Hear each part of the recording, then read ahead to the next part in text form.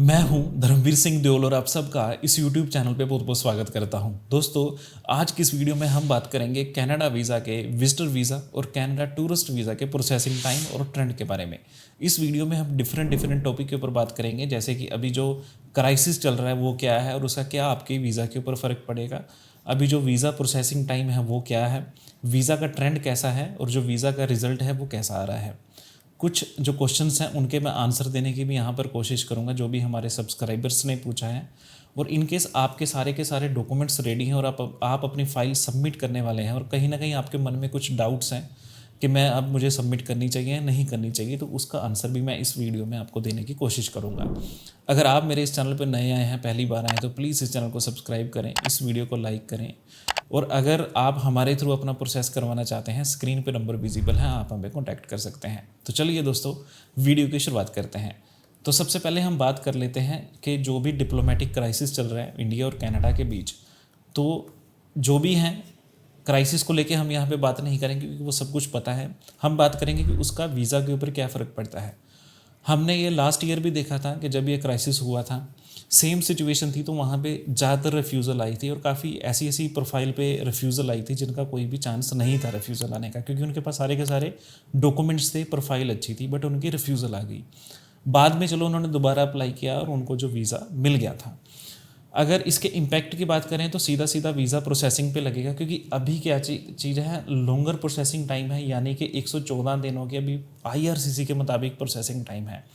और इस क्राइसिस की वजह से ये प्रोसेसिंग टाइम बढ़ेगा, ऐसा नहीं है ये कम होगा, बढ़ेगा। और इन केस आप अपनी फ़ाइल को सबमिट करने वाले हैं तो प्लीज़ इस चीज़ को ध्यान में रख के करें कि इससे प्रोसेसिंग टाइम और ज़्यादा इंक्रीज़ हो सकता है। और इससे जो अभी फ़िलहाल है, ये नहीं कह रहा कि इनकेस आप अपनी फ़ाइल सबमिट करने वाले हैं तो ये डायरेक्टली आपके ऊपर कोई जो इफ़ेक्ट डालेगा, ऐसा नहीं है। ये उनके ऊपर इफ़ेक्ट डाल रहा है जिनका अभी इन दिनों रिज़ल्ट आने वाला है, तो वहाँ पे क्या चीज़ है, वहाँ पे ज़्यादा रिफ्यूज़ल देखने को मिल सकती हैं। आपका क्या थॉट है इस क्राइसिस को लेके, तो आप भी अपने विचार कमेंट सेक्शन में ज़रूर दे सकते हैं। अब दोस्तों, हम बात कर लेते हैं करंट वीज़ा प्रोसेसिंग टाइम के बारे में। अगर करंट डेटा की बात करें तो IRCC वेबसाइट के मुताबिक 114 दिनों का प्रोसेसिंग टाइम है, जो अब तक का सबसे ज़्यादा है। ये अभी माइनस में नहीं गया, यानी कि कम नहीं हुआ, ये बढ़ता ही जा रहा है।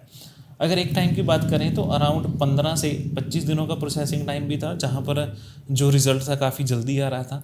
बट अभी इसी चीज़ को अगर बात करें तो ये और ज़्यादा बढ़ सकता है, क्योंकि फ्यूचर को अगर लेकर बात करें, क्योंकि क्राइसिस है, आप दोनों कंट्री में क्राइसिस है, जिसकी वजह से प्रोसेसिंग टाइम बढ़ेगा। क्योंकि अब क्या होगा कि जब भी यहाँ पे डिप्लोमेटिक्स जो हैं एक दूसरे के जो देश हैं वो छोड़ते हैं, तो वहाँ पर अम्बेसी में वर्कलोड ज़्यादा जाता है, जिसकी वजह से जो फाइल्स हैं वो ट्रांसफ़र की जाती हैं और वहाँ पे प्रोसेसिंग टाइम और ज़्यादा बढ़ जाता है। अगर दोस्तों आप अपनी फ़ाइल सबमिट करने वाले हैं तो आपको मैं एक यहाँ पे टिप देने वाला हूँ, क्योंकि प्रोसेसिंग टाइम ज़्यादा है। आप अपनी फ़ाइल सबमिट करने से पहले सबसे पहले तो जो आपकी ट्रैवल डेट हैं उनको ध्यान रखें कि आपने कनाडा कब विज़िट करना है। इन केस आपका कोई ऐसा पर्पस है जो आने वाले 15 दिनों में, महीने में, 1.5 महीने में है, तो आप अपनी ट्रैवल डेट को थोड़ा बढ़ाएं, जिससे आप इनकी प्रोसेसिंग टाइम को मैच कर सकें। ऐसा ना हो कि जब तक आपका प्रोसेसिंग टाइम बढ़े तब तक आपका जो पर्पस ऑफ विजिट है वही चला जाए। और ज़्यादातर होटल बुकिंग में ये देखने को आया है, इन्विटेशन बेस पे क्या चीज़ है, अब भी वीज़े आ रहे हैं। यानी कि अगर किसी ने फ़ाइल अप्रैल में लगाई थी और उन्होंने जून में जाना था और उनका जो रिज़ल्ट है अभी आया है, तो वहाँ पे पॉजिटिव रिज़ल्ट है, बट होटल बुकिंग में नेगेटिव रिज़ल्ट है, रिफ्यूज़ल ज़्यादा है। अब दोस्तों, हम बात कर लेते हैं ट्रेंड के बारे में। जैसे मैंने पहले कहा कि जो करंट ट्रेंड है, ये मैं तब की बात कर रहा हूँ जब ये डिप्लोमेटिक जो क्राइसिस है ये बड़ा है। उसके बाद क्या चीज़ है कि ज़्यादातर रिफ्यूज़ल है और ज़्यादातर उन केसेस में रिफ्यूज़ल हैं जहाँ पे होटल बुकिंग है। अगर थोड़ा सा इसे ब्राइटर नोट पे देखें तो कई लोगों को अप्रूवल मिली है जिनके पास स्ट्रॉन्ग डॉक्यूमेंटेशन थी और क्लियर ट्रैवल प्लान था और जिनके पास इन्विटेशन लेटर था। क्योंकि अगर आपको आपके जो भाई हैं, बहन हैं, आपके जो पेरेंट्स हैं, उन्होंने आपको बुलाया है, तो यहाँ पर जो अप्रूवल है अभी भी आ रही हैं। और ये अप्रूवल जो हैं ये लास्ट जो मंथ से कंटिन्यू की है इन्होंने, और जो इसका रिज़ल्ट काफ़ी अच्छा है। फ़िलहाल कुछ जो वीज़ा हैं वो इन्विटेशन पे भी रिफ्यूज़ हुए हैं। अगर दोस्तों आपको PPR मिला है या आपने रिसेंटली अप्लाई किया है या आपकी रिफ्यूज़ल आई है, तो अपना भी आप एक्सपीरियंस जो है वो शेयर कर सकते हैं कमेंट में, जिससे क्या चीज़ है, क्या जो कम्युनिटी है उसे अपडेट यहाँ पे मिलता रहेगा। इन केस आपकी रिफ्यूज़ल आई है तो प्लीज़ उसे अपने डॉक्यूमेंट के साथ मैच करें, क्योंकि ये ऐसा टाइम है जहाँ पर जो आपकी रिफ्यूज़ल है हो सकता है वो प्रोसेसिंग टाइम की वजह से आई हो सकता है वो क्राइसिस की वजह से आई हो, और हो सकता है वो आपके डॉक्यूमेंट की वजह से आई हो। इन केस आपके डॉक्यूमेंट की वजह से आई है तो मैच करें, डॉक्यूमेंट को फाइंड करें, उसे इम्प्रोवाइज़ करें, फिर फाइल को सबमिट करें। अगर आप सेम डॉक्यूमेंट पे, अगर आपके डॉक्यूमेंट की वजह से है और आप सेम डॉक्यूमेंट पे ही अपनी फाइल को सबमिट कर देंगे तो वहाँ पे ज़्यादा चांस है कि आपकी दोबारा रिफ्यूज़ल आ सकती है। अब दोस्तों कुछ क्वेश्चंस की बात कर लेते हैं। तो यहाँ पर वीनस काम्बोज जी ने कहा है कि सर इनविटेशन पे भी रिफ्यूज़ल आ गया। तो सबसे पहले बात कर लेते हैं कि इनविटेशन वर्क कैसे करता है। यहाँ पर इनविटेशन अगर आपकी फैमिली मेम्बर ने भेजा है, अगर आपके भाई ने भेजा, आपकी बहन ने भेजा और उनका जो स्टेटस है वो पीआर हैं, अपना सिटीज़न है, तो वहाँ पे ज़्यादा चांस होंगे आपके वीज़ा आने के। इन केस आपके जो भाई बहन हैं टेम्परेरी वर्कर हैं या स्टूडेंट हैं तो कम चांस होंगे वीज़ा आने के। दूसरा क्या चीज़ है कि इनविटेशन बेस पे भी आपके डॉक्यूमेंट भी वेरीफाई होते हैं, इनवाइटर के डॉक्यूमेंट भी वेरीफाई होते हैं। हो सकता है आपके डॉक्यूमेंट ठीक हों और इनवाइटर के डॉक्यूमेंट में कोई प्रॉब्लम हो तो वहाँ पे भी रिफ्यूज़ल आ सकती है। तो इस केस में ये देखना होगा कि आपको बुलाया किन्होंने है, उनके कैसे डॉक्यूमेंट थे, उनका क्या स्टेटस था, आपके पास क्या डॉक्यूमेंट थे। उसके बाद दोस्तों यहाँ पर बात कर रहे हैं कि can plus category processing time क्या है। तो ऐसा कहीं भी स्पेसिफिक नहीं है कि इस कैटेगरी में इतना टाइम है, कैन प्लस में इतना है। जो रेगुलर है वो कंट्री वाइज यहाँ पे इन्होंने शो किया है। कैन प्लस आईआरसीसी का एक ऑप्शन है जहाँ पर आपको मिनिमम डॉक्यूमेंट में आप वीज़ा अप्लाई कर देते हैं इनकेस आपके पास यूएस का वीज़ा होता है, बट प्रोसेसिंग टाइम का उसके ऊपर कोई फ़र्क नहीं पड़ता। पहले था अराउंड, इनकेस अगर 30 दिन की प्रोसेसिंग टाइम थी तो वहाँ पर आपका जो वीज़ा है वो 20 दिनों में आ रहा था, बट कुछ केसेस में 30 दिन से ज़्यादा भी लग रहे थे, तो ऑलमोस्ट सेम प्रोसेसिंग टाइम है। सरताज जी ने कहा है कि सर सुना है सारी एप्लीकेशन मैनुअल से एआई में ट्रांसफ़र हो गई हैं, सबकी सब एप्लीकेशन जो ऑनगोइंग है वो रिवाइज्ड होके एआई में ट्रांसफ़र कर दी गई हैं, इसका कोई इम्पैक्ट होगा क्या एप्लीकेशन पर।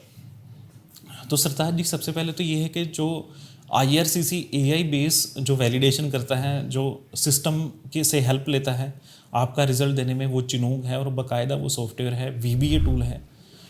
उसके साथ ये डिसीज़न मेकिंग में हेल्प करते हैं, बट ऐसा नहीं है कि ये डिसीज़न ही एआई देता है। और ये ऐसा भी नहीं है कि अभी इन्होंने इम्प्लीमेंट किया, क्योंकि ये काफ़ी पुरानी टेक्नोलॉजी है। अराउंड 2-3 साल हो गए हैं इस टेक्नोलॉजी को इन्हें यूज़ करते हैं, और ज़्यादातर जो फाइल हैं इसकी सहायता से वैलिडेट की जाती हैं और फिर जो डिसीज़न है वो वीज़ा ऑफिसर खुद लेता है। और ऐसा कहीं पे भी नहीं है कि इन्होंने एआई अभी इम्प्लीमेंट किया है। यहाँ पर गुरमीत कौर जी ने कहा है कि पुलिस वालियां दा वीज़ा क्यों नहीं आ रहा है, ज़रूर दसो। इसका जो जवाब है मैं पंजाबी में देने की कोशिश करूँगा। तो सबसे पहले तो यही है कि इनकेस तुसी किसी भी सरकारी नौकरी ਦੇ ਵਿੱਚ ਹੋ, ਚਾਹੇ ਤੁਸੀਂ ਆਰਮੀ ਦੇ ਵਿੱਚ ਹੋ, ਚਾਹੇ ਤੁਸੀਂ ਪੁਲਿਸ ਦੇ ਵਿੱਚ ਹੋ, ਚਾਹੇ ਤੁਸੀਂ ਗਵਰਨਮੈਂਟ ਟੀਚਰ ਹੋ, ਗਵਰਨਮੈਂਟ ਡਾਕਟਰ ਹੋ, ਤੁਹਾਨੂੰ ਐਨਓਸੀ ਚਾਹੀਦੀ ਹੈ ਆਪਣੇ ਡਿਪਾਰਟਮੈਂਟ ਤੋਂ।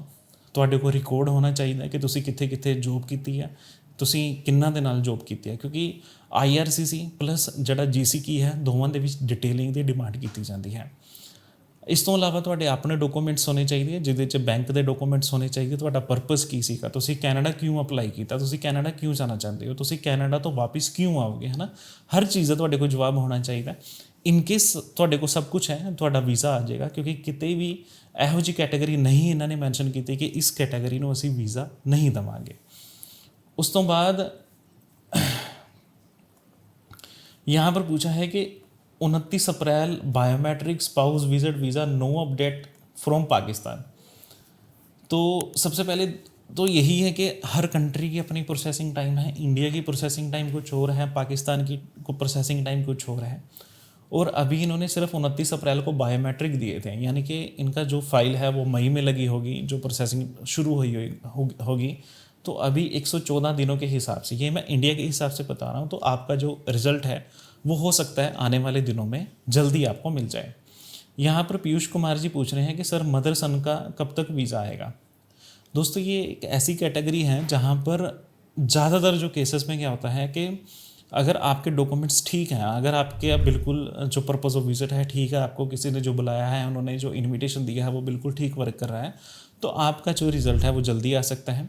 इन केस आपने यहाँ पे होटल बुकिंग पे फ़ाइल लगाई है या आपकी जो फ़ाइल है वो किसी कंसल्टेंट ने लगाई है, आपने कोई पैकेज किया है, आपने लाखों रुपए किए हैं कि सर आप हमारा वीज़ा दवा दें और हम आपको इतने पैसे दे देंगे, और वहाँ पे फेक डॉक्यूमेंट यूज़ होते हैं, उस केस में यहाँ पर क्या चीज़ है, आपको टाइम भी ज़्यादा लग सकता है, आपकी रिफ्यूज़ल भी आ सकती है। और इन केस आपके सारे डॉक्यूमेंट आपके अपने हैं, आपके पास एक प्रॉपर इन्विटेशन लेटर है, तब दोस्तों आपको यहाँ पे जो रिज़ल्ट है वो पॉजिटिव देखने को मिल सकता है, टाइम थोड़ा लग सकता है।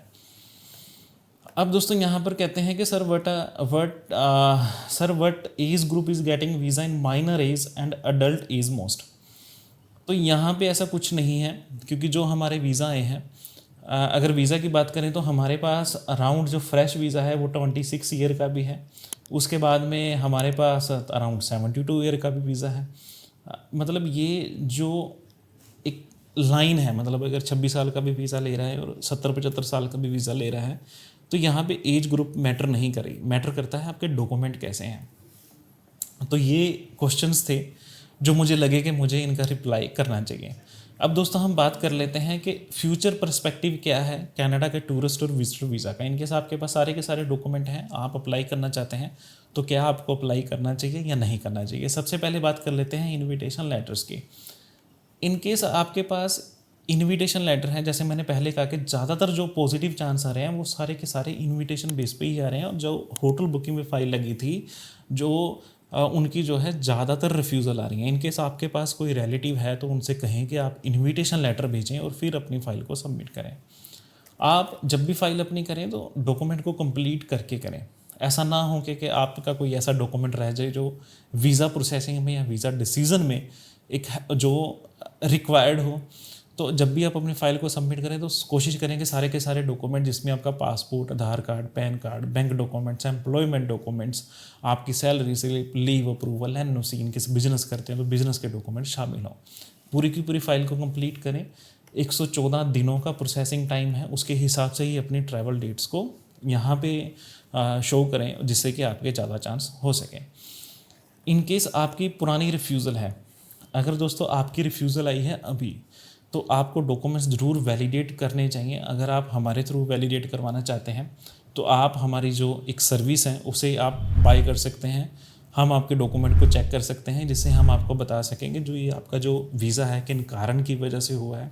कहीं ये इसमें प्रोसेसिंग टाइम की वजह से था, या क्राइसिस की वजह से था, या इनकेस आपके डॉक्यूमेंट में ही कोई ऐसी गलती है।